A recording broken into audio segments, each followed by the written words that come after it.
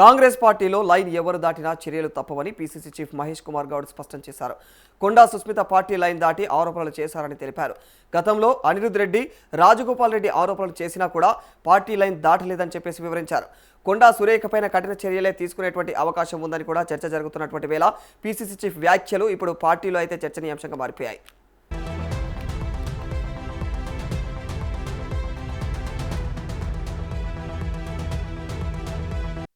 ఇప్పటికే క్రమశిక్షణ కమిటీ తనకు జారీ చేసినటువంటి సోకాజ్ నోటీసులకి కొండా సురేఖ వివరణ ఇచ్చినటువంటి విషయం తెలిసిందే. సీఎం రేవంత్ లండన్ పర్యటన నుంచి వచ్చిన తర్వాత ఆయనతో భేటీ కావడం, ఇక మరి భేటీ అయ్యేటువంటి అంశం కూడా ఉందని చెప్పేసి గాంధీ భవన్ వర్గాలు అయితే చెప్తా ఉన్నాయి. అయితే మరి అందుకు ముఖ్యమంత్రి అంగీకరిస్తారా లేదా అనేది కూడా ఇప్పుడు ఆసక్తికరంగా మారిపోయింది.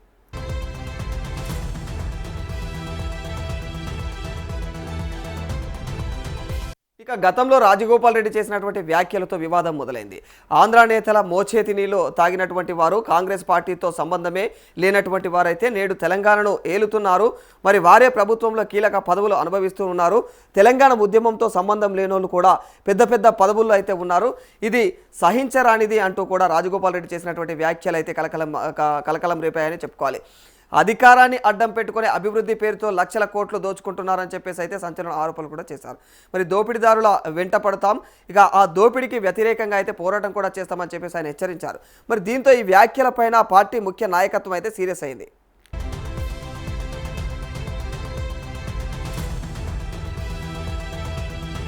సీనియర్లు, జూనియర్లు ఎవరైనా సరే పార్టీ లైన్ దాటి మాట్లాడిన చర్యలు తప్పవని చెప్పేసి టీపీసీసీ మహేష్ కుమార్ గౌడ్ అయితే హెచ్చరించడం జరిగింది.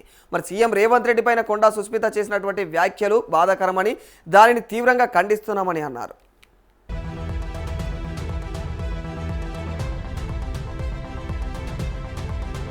సుస్మిత వ్యాఖ్యలపైన మంత్రి కొండా సురేఖకు సోకాజ్ నోటీసులు ఇచ్చామని, ఆమె వివరణ ఆధారంగా ఇక మరి తదుపరి చర్యలు ఉంటాయని అయితే చెప్పారు. మరి సీనియర్ నాయకుడు చిన్నారెడ్డి సైతం అలా మాట్లాడి ఉండకూడదని చెప్పేసి, ఎలాంటి పరిస్థితులలో ఎలా మాట్లాడారో కూడా వివరణ కోరామని అన్నారు. మరి ఏదైతే అభ్యర్థులు ఉన్నారో అభ్యర్థులము తామేనని చెప్పేసి ఎవరు కూడా ప్రకటించుకున్నా కూడా చెల్లదని చెప్పేసి, అభ్యర్థుల ఎంపికకు పార్టీ ఒక విధానం ఉంటుందని చెప్పేసి ఎన్నికల కమిటీ సిడబ్ల్యూసీ నిర్ణయం మేరకే అభ్యర్థుల యొక్క ఎంపిక ఉంటుందని స్పష్టం చేశారు.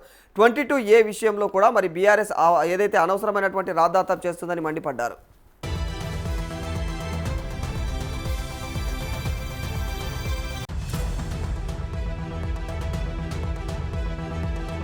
అయితే పార్టీ లైన్ దాటి మాట్లాడలేదని, పార్టీ నిబంధనలకు లోబడే మాట్లాడుకుంటున్నారంటూ కూడా రాజగోపాల్ రెడ్డిని మహేష్ కుమార్ గౌడ్ అయితే ఇక మరి వెనుకేసుకొచ్చినట్లు తెలుస్తా ఉంది.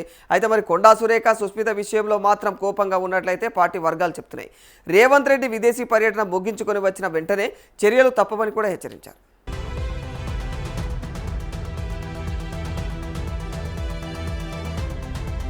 ఇక కొండా సురేఖ, సుస్మిత వ్యాఖ్యలపైన 16 మంది ఎమ్మెల్యేలు తీవ్ర స్థాయిలో మండిపడతా ఉన్నట్లు తెలుస్తూ ఉంది. ఇక మరి పార్టీలో ఉండేటువంటి అర్హత లేదని కూడా పెద్ద ఎత్తున విమర్శలు గప్పించారు. ఇక మరి వెంటనే అయితే మంత్రి పదవి నుంచి బర్తరఫ్ చేయాలని కూడా వారైతే డిమాండ్ చేస్తూ ఉన్నారు. మరి దీన్ని బట్టి అంటే తిండి పెట్టినటువంటి ఇంటికే కన్నం పెడుతున్నారని చెప్పేసి కూడా వాళ్ళైతే వాపోయారు.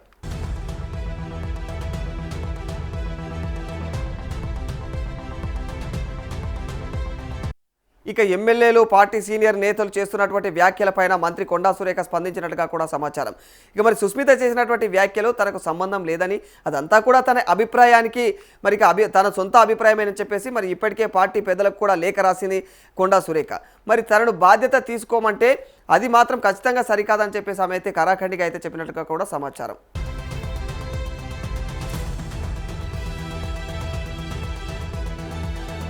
పార్టీలో నుండి వెళ్ళిపోవాలని, రాజీనామా చేయాలని ఎవరైనా అంటే మాత్రం ఒప్పుకునే సమస్య లేదని, రాజీనామా చేసేటువంటి ఉద్దేశం కూడా లేదని చెప్పేసి స్పష్టం చేసినట్టు తెలుస్తోంది.